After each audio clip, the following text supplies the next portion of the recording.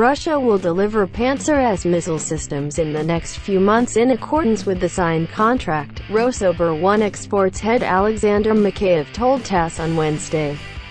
Missile systems are being assembled, and Serbian specialists are being trained.